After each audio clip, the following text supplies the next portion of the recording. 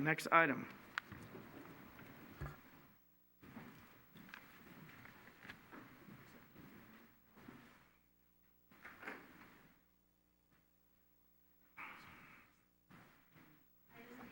Item 6D, receive presentation and update on the Crestmoor Glenview Fire Neighborhood Reconstruction Project and adopt a resolution authorizing appropriation of $100,000 from the Capital Improvement One-Time Initiative Reserve Fund, Fund 004, to cover the costs associated with Fire Station 52 geotechnical work, and authorizing $490,000 of staff time on reserve in the Emergency Disaster Recovery Fund, Fund 190, for the remaining expenditures in order to complete the project. Harry and Keith. Harry? Good evening, Mr. Mayor and members of the City Council. As you know, I'm Harry Burrows, and I'm the city's project manager for the Crestmoor Reconstruction Project. The purpose of the items before you tonight is to provide an update on the status of the reconstruction project, as well as the overall budget and closeout of the trust. We were here before you about a year ago. What at that time wasn't the best news. We were projecting a budget that exceeded the $50 million by about $1.4 million. We have much better news for you tonight generally, and that is that that has been reduced. That overage has shrunk to what we're estimating now to be just shy of $600,000. So we've got 3 items on the agenda this evening before the City Council. This presentation will cover all 3 of those. And in summary, they are the overall project summary update and budget update, the closeout of the Earl Glenview Park project, and an update on the Phase 4 project status, as well as a request for a partial release of retention to the contractor on that project, who is Granite Rock Construction Company. As background, I will provide a brief overview of the trust components and expenditures, a summary of the individual reconstruction projects, and a discussion of the remaining items to complete and close out the overall project. I'm going to then turn the presentation over to Keith DeMartini, the Finance Director, to discuss strategies to cover this budget shortfall I described and an appropriations request.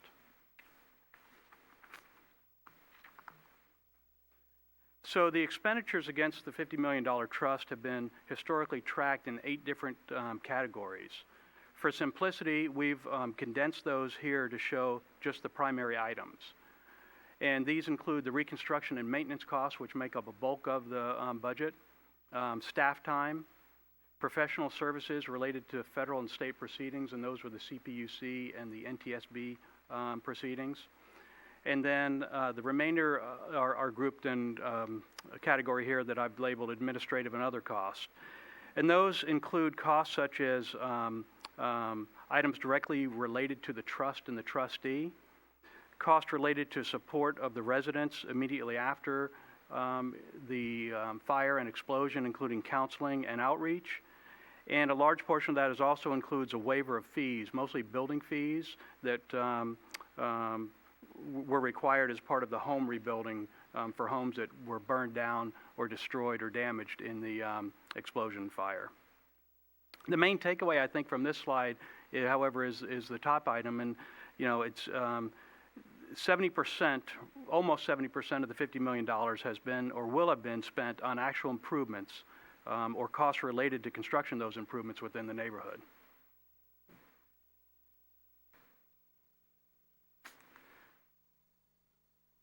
So there have been 9 separate construction projects as part of the overall neighborhood reconstruction, and all but one of these have now been completed.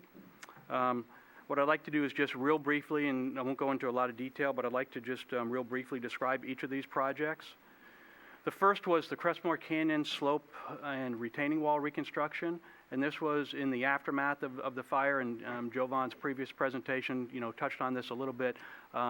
This is the upper portion of the canyon that suffered the fire as part of the explosion, and so this work involved reconstruction of the reconstruction and new retaining walls adjacent to the homes that abut the canyon, as well as a slope erosion control and stabilization project that is shown here. The Phase 1 water and sewer projects replaced and upsized critical infrastructure that serves the neighborhood. The Phase 2 and 3 utility replacement project completely replaced all of the underground sewer, water, and storm drain within the neighborhood. The upper sanitary sewer lateral replacement project replaced over 325 sewer laterals, mostly Orangeburg pipe that was failing within the neighborhood, and this greatly helped to reduce infiltration and inflow within the city sewer system. The Earl Glenview Park project replaced a former tot lot that was at the mouth or the top of the canyon with a new modern park complex that's now a centerpiece of the neighborhood. And then the Crestmoor Canyon replanting, this goes back to the earlier slide where you saw the devastation of the canyon. It was originally envisioned and described early on as a reforestation project within the canyon. There used to be, many of you may remember, a very dense eucalyptus grove in this portion of the canyon. However, after the fire and the slopes were repaired over the years, native ground species, ground cover, and trees have regrown on the slopes. So therefore, the scope of this project was reduced to the construction of a new decorative fence that delineates the top of the canyon, as well as some native planting of native live oak trees along the top of the canyon. And then the last project, which we're trying to finish up, is the Phase 4 Street Improvement Project. This project has included the replacement and removal and replacement of all concrete curb, gutter, and sidewalk, new decorative LED streetlight system to replace the old unreliable RO, regulated output system, reconstruction and repaving of all the streets, including the installation of a new subdrain system beneath the new roadway. As I said, this project's nearing completion, and I'll discuss the remaining items that are needed to complete it here in just a moment. But first, I want to discuss the closeout of the Earl Glenview Park. So as many of you will remember, this project was constructed mostly during the year of 2018, and we had a ribbon cutting and grand opening of the park last October. There was additional work that was completed throughout the beginning of this year, including punch list and maintenance items on the park, and that was completed in early summer. The project involved 7 change orders, which are described in great detail in the staff report, and I'm not going to go into those here tonight, but I did want to touch upon 2 of those that are of particular note because they represent work that was not originally envisioned as part of the original park project.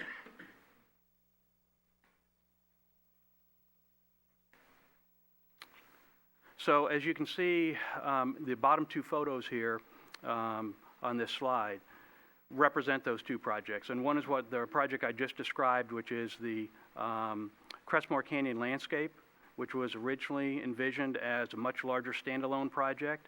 However, after the scope was reduced, we decided that for expediency purposes and for cost savings to add it to the park project, so not to go out with a separate construction contract. Similarly, at the end of Concord Way, which is the photo on the right, there was a dilapidated chain link fence, as well as the concrete wall that's shown there was cracked and damaged. So we undertook that project as well and added it to the park project instead of adding it to the Phase 4 project. It made more sense, since fence work was included in the landscape project, to do that work with part of the park project. So these 2 change orders actually helped push the overall budget above the total authorized construction budget by an amount of $26,090, which is shown here on the slide. In addition to the construction budget increase, the project designer, MIG, incurred additional fees related to the various change orders and construction coordination, and they have exceeded their budget. Their total contract was $118,000, shown here on the slide, and they've exceeded their budget by $6,400. So tonight, we're requesting that the City Council authorize amendments to both of these contracts in the amount shown here in order to close out the park project. In addition, we're requesting that the project be accepted as complete and that such that final payments can be made and a notice of completion be filed with San Mateo County. Moving on to the Phase 4 project, as I stated earlier, this project is essentially complete. 99% of the contract work, the original contract work, is completed. Final items remaining include some punch list items, and this involves mostly interface with private properties, things that the contractor still has to do at the interface between the back of the new sidewalk and the existing homes and yards. There's some repairs of pavement in several locations that need to be done. It was caused by sub-base failures. Without getting too technical, that's the area beneath our new roadway that was put in. We had some soft spots that weren't identified during construction, and the roadway failed after the roads were paved. We also have some adjustments to some concrete walkways that need to be made, where the new sidewalk is slightly higher than the adjacent walkways, and in order to get rid of tripping hazards, we need to go back and fix those items. We also have some intersection striping revisions and the final cleanup of the yard that's been up there for many, many projects. When you drive down Glenview, that we need to get that yard cleaned up. So those are the remaining construction items within the project. Most of them are change orders. There's very little of this work here is contract work. Only the project cleanup, the final cleanup of the yard, remains as final contract work. So there's additional work as part of the overall project closeout that still needs to be done, and then those are listed here. They include the preparation of final record drawings or as-builts for the project. Those are currently underway. There's also the preparation of a street monument record of survey that is being done. We, as part of the project reconstructing the road, had to remove all of the street monuments. They had to be replaced, and when they get replaced, it's a requirement of the Subdivision Map Act that a record of survey be performed and filed with the county. That record of survey has been completed and is awaiting recordation at the county. And we also have final project archiving and documentation, which is ongoing as well. So we currently expect that all of the construction in the field will be done in early December. We had hoped, and I believe the staff report notes that by mid-November. However, we just talked with our contractor in the last day or so, and the repaving work is now not scheduled until November 18th through 20th. So that work still remains.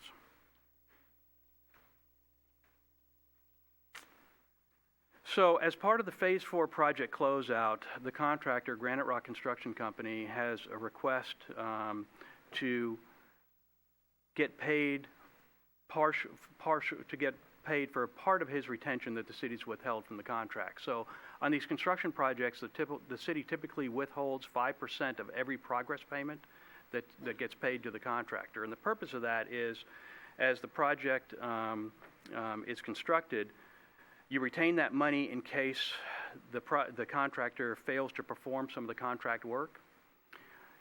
As the work is completed and you pay it out, there's less need to have that retention. In fact, the previous public contract code in previous years allowed for a reduction of retention. That when it used to be 10%, you could reduce it down to 5%. It's now 5%. The contractor has requested that the retention be reduced on this project for several different reasons, including this project has been a lengthy project, much longer than he anticipated or they anticipated. They've got subcontractors that they need to get paid, and they'd like to get those subcontractors paid. Staff has looked at the remaining work, particularly contract work that is left to be performed. We think that the liability to the city is less than $50,000, and we're holding $500,000 plus in retention. So we think that the release of retention, at least partial release of retention to $250,000 is reasonable, and we are recommending that. And then circling back to the overall trust budget, this is a chart that you may be familiar with or seen before. The categories on the left are the detail categories that are shown on the city's website when the city updates the trust reimbursements. So 2 categories of expenses are remaining. Then they are the reconstruction and maintenance cost item, as well as the PG&E trust and trustee cost, and they total a little over $1.15 million. The remaining budget includes some costs, so that in that $1.1 million, $1,096,000 shown there in the middle of the chart, those costs include some items that have already been paid but have not been submitted for reimbursement to the trust. So that's why that number might seem a little bit higher than some of the other numbers that you see in your staff report. We want to make sure we're not double counting and things get put in the right place in terms of accounting. These costs also include several contingencies. One, we've got, as I described, some construction items remaining. I want to make sure that we have an appropriate contingency on those in case we run into problems in the field with the paving, for example. We have to tear up the streets and do some dig outs there. If, for example, the areas of subbase failure are larger than we had anticipated, I'd like to have some contingency in there as well. The other minor contingency that we've placed in these numbers include a contingency for any potential claims from residents that we may have to settle with. So those are 2 contingencies that are included in these numbers. But even with those contingencies, again, we're projecting a total budget shortfall of about $590,000 when we were looking at almost $1.4 million a year ago. So at this point, I'd like to turn it over to Keith to discuss a strategy to cover the budget shortfall as well as a request for appropriation. Finance Director. Thank you, Harry. Good evening, Honorable Mayor, members of the City Council. My name is Keith DeMartini. I'm the city's finance director. And as Harry mentioned, I want to go over what staff's strategies are to address the budget shortfall that staff have already presented regarding this project. And so before I go into the details of how staff are recommending addressing the budget shortfall, I will say that the recommendations before you this evening are consistent with the presentation that both Harry and I made about a year ago with what the budget shortfall was projected to be. As Harry mentioned, it was approximately $1.4 million projected about a year ago. Now it's being projected at much less, at $590,000. The strategies are the same, but we will not have to utilize the third option that was presented about a year ago, which was dipping into the emergency disaster reserve fund that the city manager talked about in the prior item before you this evening. We are not having to do that, which is a very good thing. And so let me go over the strategies that we are recommending before you this evening. At a high level, the total budget for this project was $50 million, and we are projecting to come in at $50,590,000, so exceeding the budget by $590,000 in total. There are 2 recommendations to balance the budget.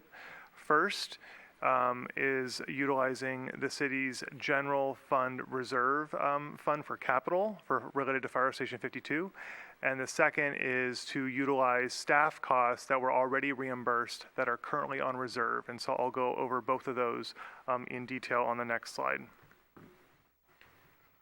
So first, the first item before you that staff is recommending is to utilize the city's general fund capital improvements reserve fund. That's our Fund 004.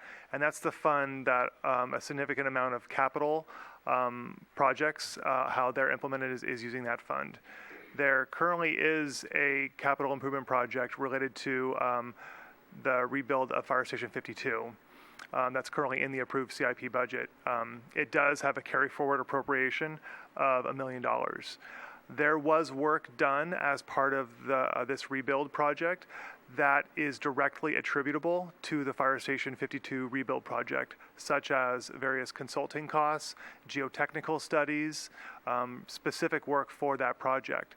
So it is appropriate for those costs to be transferred from the rebuild project to the Fire Station 52 project. So it would be transferring those expenses from one project to the other. The second option, recommended budget solution is to utilize staff costs that have already been reimbursed from the trustee to pay the cost overrun.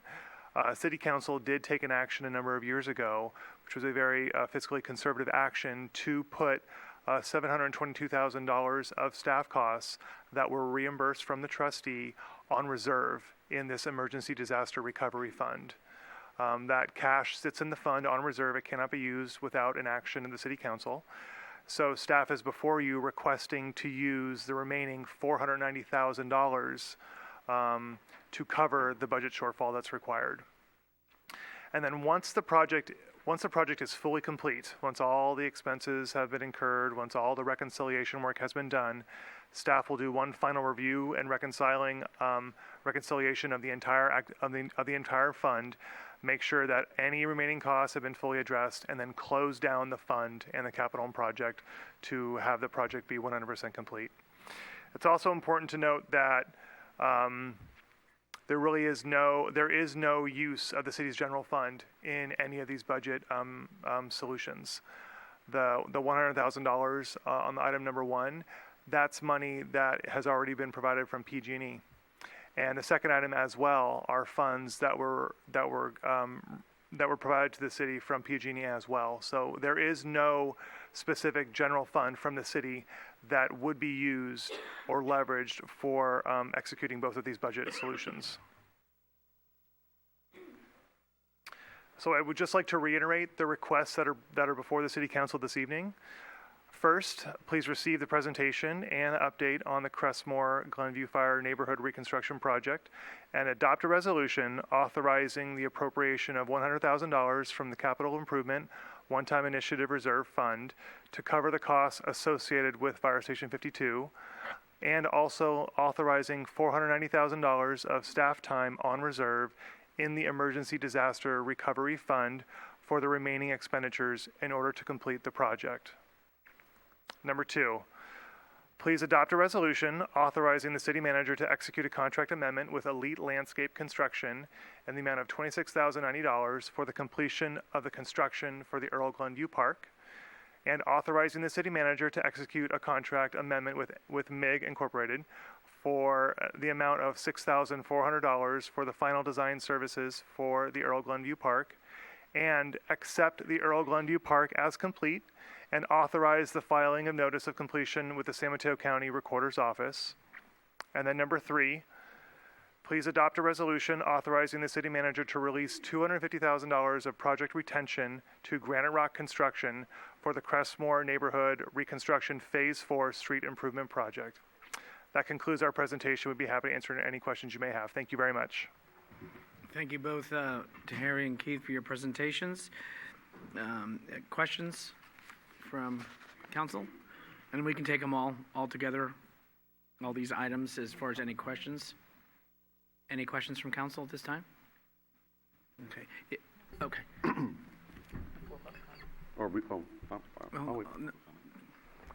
We will need to have 3 votes, Yes. though, for each of the resolutions. Any speaker cards? We have no No, speaker thank you. cards. Sure. Yes, it's been a long time. I worked with Harry when I was an employee here on this project, and that's how long that was. And I'm sure all the residents and pretty much everybody in San Bruno wants to know that this project is said and done, and we can continue on with our lives. But I am concerned, a few things. The first couple ones with the cost of the design, I'm fine with that. That's all good for me. I'm concerned about the retention, release, and having a final date when this project is done. Because I know in construction, things kind of get moved around, and we are doing them a big favor, and I'm being extremely just in releasing $250,000, but I understand that. Just that I'm concerned that they'll get that money and then they'll schedule it for November 18th, and the project will slip. And now we're talking about January. Well, you're not going to be likely paving in January. I haven't checked my Farmer's Almanac this year, so I couldn't tell you about that. But just schedule slippage and getting a clear, we need you to be done with this job. We're giving you a big favor of giving you $250,000 that we don't legally need to do, but I feel that we should have some additional assurances that we're going to get this job done this year. That's my first comment. The second is, what is the final pavement going to look like? Because I know a lot of people don't like to see, nobody wants to see a paved street and then here's a patch that doesn't match it. So is there going to be some a slurry on a certain section? How many locations do we have to repair? Just so that we have something that everybody could just say, wow, they're done. It looks great. We got a new street. We paid for a new street. We don't want patchwork, but things happen in construction. So those are my comments for now. Thank you. Does staff want to respond, or you want me to get more comments from? We'll respond. I'll have Harry do the beginning part. Sure. Yeah, let me answer both of those questions as I can. So in regards to the retention, yes, you're correct. Legally, we don't have an obligation to release that to them at this point in time because there's nothing in the public contract code that requires us to do so or in the city's municipal code. However, given that the amount of retention that has been withheld is for contract work, unfortunately, the pavement repair work is not contract work. It's change order work because of the sub-base failure. So it's a change in conditions technically on the project.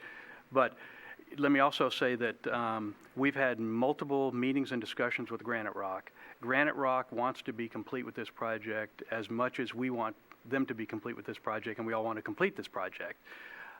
They are a very large contractor. The amount of work remaining for the pavement repairs is about $60,000. This is not an excuse for them, but what we've been told is they are busy and have been busy on other very large projects, including the airport runway repaving and 280 and 101 projects down in South Bay. They are trying to squeeze this in. We've looked at weekends work. We typically don't like to do weekend work in the neighborhood, but given, as you pointed out, Councilmember Medina, it's the end of the year, we're getting in the rainy season, we're trying to pull every rabbit we can to get this work done. They've given us this schedule of the 18th through the 20th. We again have reiterated, can you find a weekend between now and then? We're waiting for a response back from them on that. And I'll just add that the bulk of the contract work was done over a year ago. And I would say that sort of the reason for the delay is on a little bit of the city's part and their part. I mean, as Harry mentioned, they did have contracts to repave the runways at SFO, and our project admittedly took a backseat to that. Now, there had been prior delays on our side too, and so we know that the remaining work is a lot less than $250,000, so we will be still holding significant retention. But right now, holding over $500,000 of retention, given all the delays that really can be shared on both sides. We've had a lot of discussions with them and came to this resolution where, by releasing this, it allows them to pay their subcontractors out of the pot of money, and we're still holding significant funds to get the work done and ensure that the work is done. So we are confident that the work will get done. You know, can I sit here and promise you that it's scheduled for mid-November? It will absolutely happen in mid-November. No, I don't want to do that because I know how these things work. But as Harry said, we are all committed to sort of see this be done as soon as possible.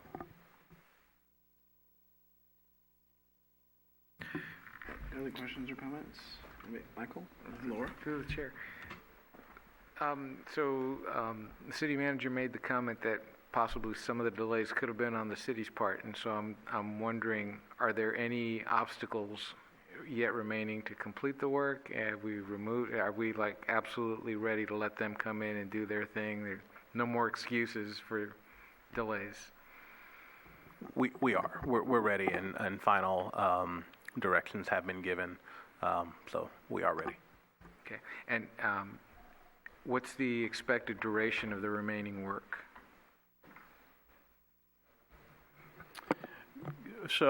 Again, the primary work is going to be the paving work.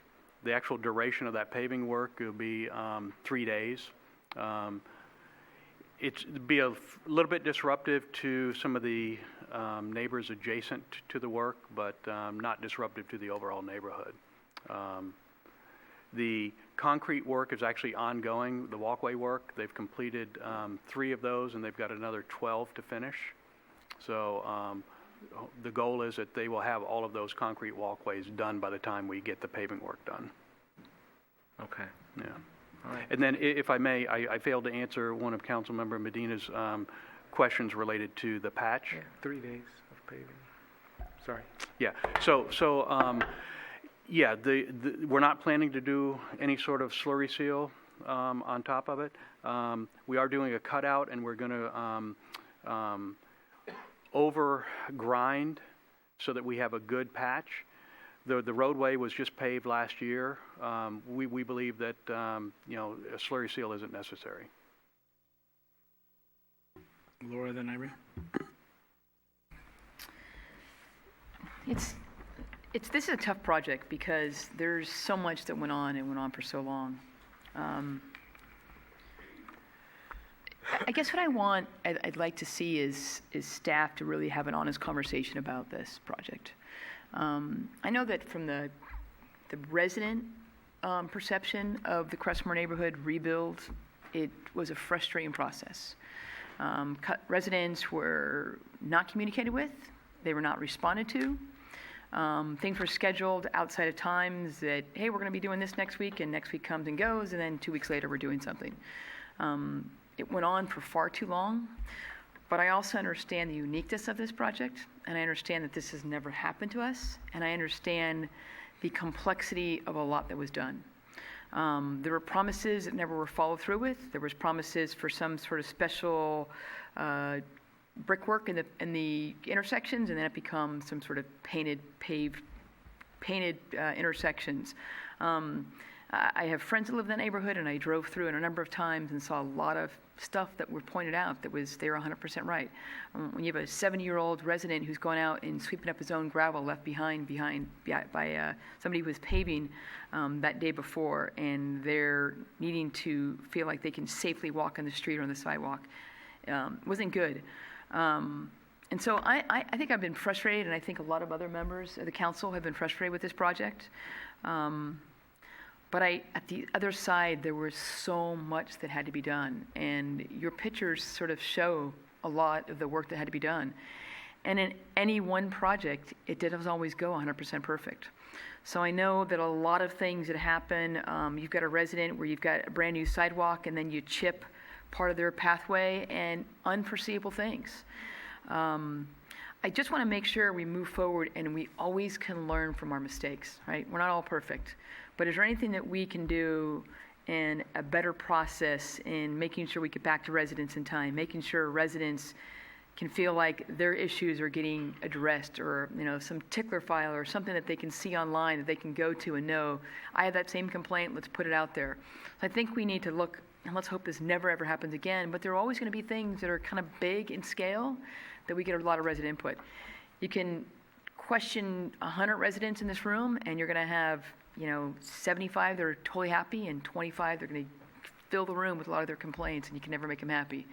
And so I know you had to listen to a lot of that, Mr. Burrows, and I thank you for doing what you can do. I thank staff for all the work that they had to do on this project. I questioned a long time ago with the sloped or the slurry or the paving that was starting to slope, and saw that firsthand. Unforeseeable, something you cannot prevent. You can't. When the earth undermines, it is part of nature, and that is something that happens. And it's you wish it's preventable, but I know that there's not much you can do for it. If you really think about the project and the cost of this project and the number that we came over, I guess wow, right? I mean, that's what percentage is that? I don't know, Keith. Do you know that? 1%. Right? So, in a lot of ways, that's outstanding work, right? So I know there's been a lot of struggles. I think, like all of us, we just want to get it done. We want to just put it and say that this is 100% done. So with all of that, Thank you to staff, for everybody. But let's figure out how we can learn from this and make sure that the same mistakes we don't make going forward, and that we can always be better than the way we were before. Well, thank you. Well said. Thank you. With that in mind, are you notifying the neighbors that will be affected? And so, because we don't want to hear from them, trust me. Yes, absolutely. Okay, so how? Are you knocking on their door? Are you going to? We put flyers, hand-delivered flyers to them, and then most of the neighbors that are affected, after being up in the neighborhood for 8 years, we know a lot of them fairly personal.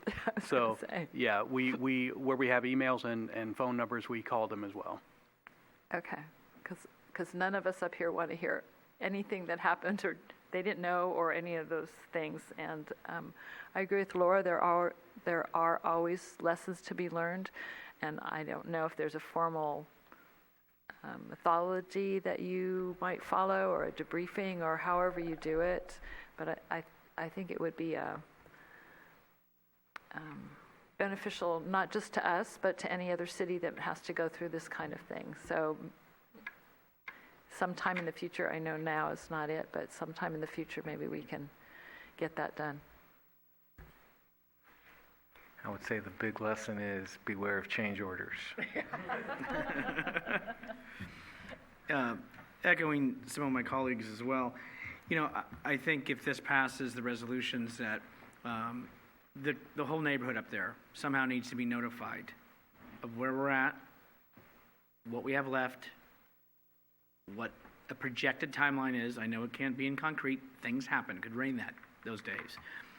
But I want them all to know, and I do know that not everybody, as was indicated, is going to be happy.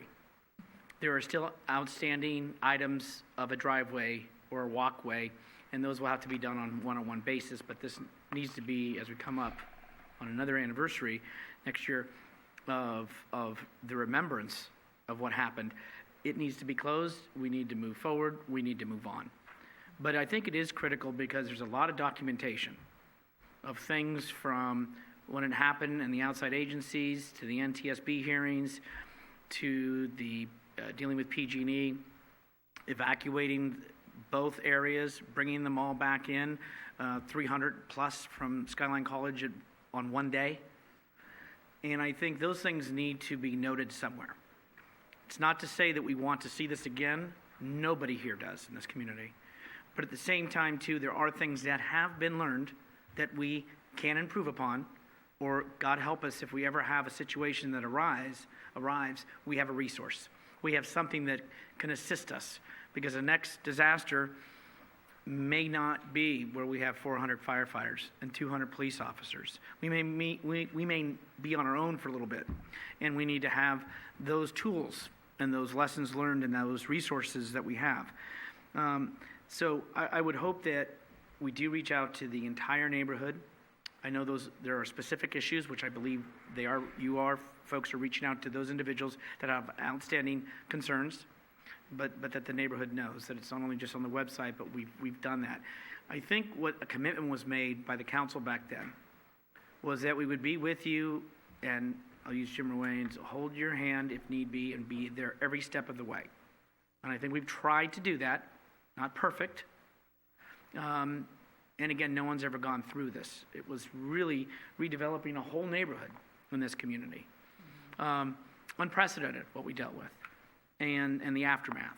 So I just want extra communication. I want people to be aware, and I don't want to hear that all of a sudden they didn't know about November, that the time, because that was another concern, is wasn't told, would have moved my car, would have done this, would have done that.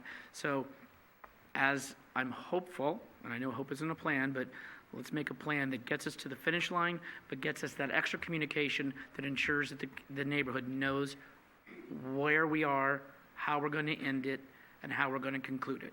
And I want us all to be on the same page, and I want us to have beyond the communication level that we think is okay, like just the website. I don't have the answer, but I'm looking to staff for something, because I think it's critical that, this neighborhood went through a lot. And every remembrance that I've gone to, they come forward and they remember each other, they remember those that have been lost, But the resilience and the courage of that neighborhood and what they've endured and the frustration, I want to know when it's concluded. Not remembering, I don't mean that in the conclusion, but this project, that we do it right. Any other comments or questions? Okay, so what we do have is we have a few resolutions. Did you have a go? Yeah, we have a few resolutions. I know each of them have been read into the record. Thank you, Melissa, and thank you, Keith. Are we able, City, just to confirm, I know with the clerk we can we just take them all together? Since they've all been read into the We should record? do separate motions for each resolution. Yeah, there are 3 resolutions in your packet, So and you I want would us to just, keep each separate? each separate, Yes. just for the Okay. record. So let's move on to, let's go to D. We're going to adopt there's action to adopt the first resolution, which is the 100,000 and the 490,000 for staff time. And just before we take motion, I do want to thank council for the $722,000 for the council that made that decision back then, which was not to put it back in the general fund. Staff time had been paid for by the community, by our budget. And it was by action of this council, and the prior council was to say, let's put it off to the side. In case there are some shortfalls, we want to have that in reserve. Same thing that we did for $3 million that we put back into the streets throughout this community for staff time. So it was wise decisions prior councils and current council made to make sure that it just didn't go somewhere. It was spent for the betterment of the community and the shortfall that the finance director, so we're not taking down general funds. So with that, action on, To the chair. yes. I'll introduce resolution authorizing the release of the $250,000 for project retention. Are you starting from the bottom? Oh, I'm sorry, number 1. D. So I'd like to introduce a resolution for appropriating $100,000 from the capital improvement for one-time initiative to reserve funds to cover the costs associated with the Fire Station 52. And authorizing $490,000 of staff time to reserve the Emergency Disaster Recovery Fund for the remaining expenditures. Second. There's a motion made second. Melissa? Councilmember Davis? Aye. Councilmember Medina? Aye. Councilmember Salazar? Aye. Vice Mayor O'Connell? Aye. Mayor Medina? Aye. Motion carries. Next, we'll go to item E. There are 3 bullet points for adoption of a resolution and the action. I'll take it. Authorizing the city, I'd like to move that we authorize the city manager to execute a contract amendment with Elite Landscape Construction in the amount of $26,090 for the completion of construction for the Earl Glenview Park. And So I think. Keep going, 2 Oh, more keep bullets. going. Oh, okay, you want them all? Everyone's- Authorize the city manager to execute a contract amendment with MIG, et cetera, and accept the Earl Glenview Park as complete, and authorizing the filing of notice of completion with the San Mateo County Recorder's Office. Second. Motion second. Melissa? Councilmember Davis? Aye. Councilmember Medina? Aye. Councilmember Salazar? Aye. Vice Mayor O'Connell? Aye. Mayor Medina? Aye. Motion carries. Item F, resolution. Through the chair, I'd like to introduce resolution authorizing the city manager to release the $250,000 for the project retention to Granite Rock Construction. Second. Melissa. Councilmember Davis? Aye. Councilmember Medina? Aye. Councilmember Salazar? Aye. Vice Mayor O'Connell? Aye. Mayor Medina? Aye. Motion carries. Thank you all.